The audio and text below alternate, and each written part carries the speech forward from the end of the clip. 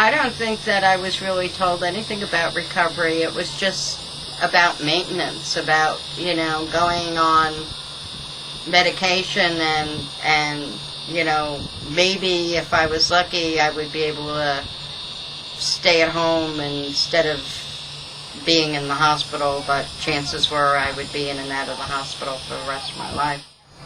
Recovery wasn't even a word that was associated with mental illness at the time.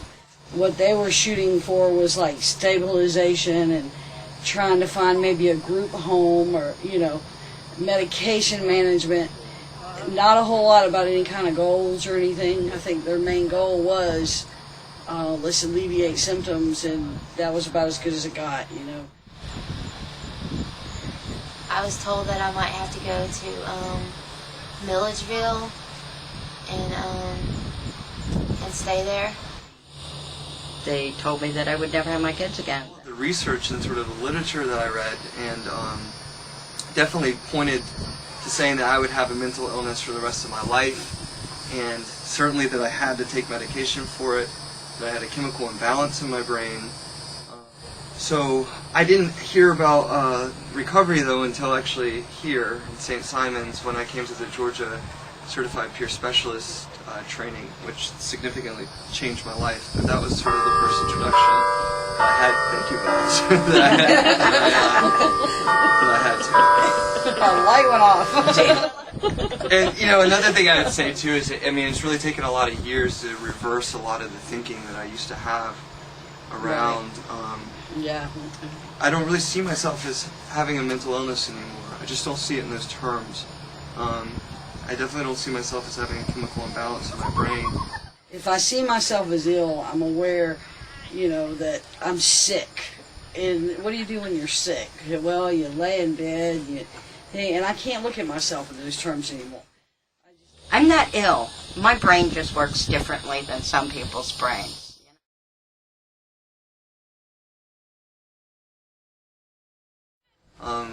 I want to promote health in myself and promote health around me, and that seems to work to where I have a life that I love. Being honest with myself as to where my mood is at and what's going on with me and everything. I can maintain a normal life, whatever normal is. Definitely lots of exercise.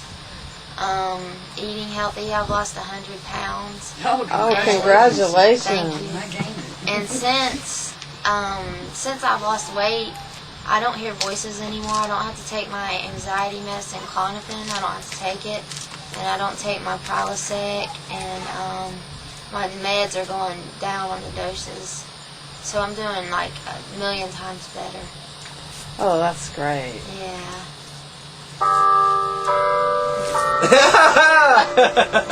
The timing. One of the things that when I quit taking medications was I wanted to find things that would sort of compensate for, I guess, any of the effects that the medications had. And I think that what I noticed after a while after I'd slowly withdrawn is that some of my moods would swing a little bit more, and I was a little bit more vulnerable.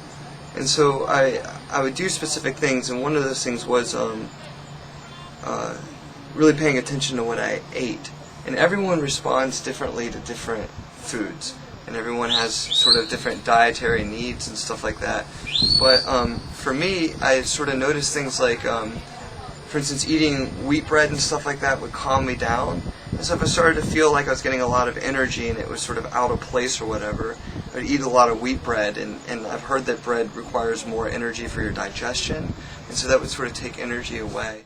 Hey, we're filming over here. Do you mind not whistling? We're filming. So anyway, you were talking about foods, and you were getting annoyed. Let me get you some wheat bread. I need some wheat bread right now. They do have wheat rolls. All right, they can grab you one real quick. But I think that the original question was, what kinds of things do I do to stay well or whatever? And I think ultimately, I do regular sitting meditation, and there's been a lot of benefits of that, but one of the biggest benefits of that is that it's taught me to feel my body again in a way that I didn't even know I was breathing for 25 years until I started meditating, and then you start noticing that you're breathing. I used to be an adrenaline junkie, and if I thought it, I did it. Now, I just tell my head, thank you for sharing. And I just make a conscious effort to try to do the next right thing.